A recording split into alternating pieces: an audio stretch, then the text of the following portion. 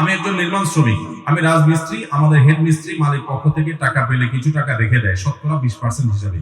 কেউ কিছু বললে তাকে আর কাজে রাখে না, এই টাকা তার জন্য হালাল হবে কিনা? দেখুন, এটা যদি শ্রমিকদের হক মেরে নেয় তাহলে তো সম্পূর্ণ হারাম, এতে কোনো সন্দেহ নেই।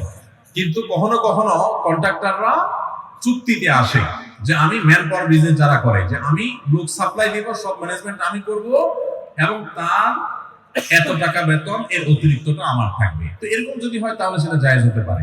কিন্তু মিস্ত্রির সাথে, সাধারণত হেড মিস্ত্রির সাথে যারা অধীনস্থ তাদের সাথে ব্যাপারটা এরকম থাকে না নরমালি, তাহলে সেক্ষেত্রে সেটা অধিকার নষ্ট করা হবে।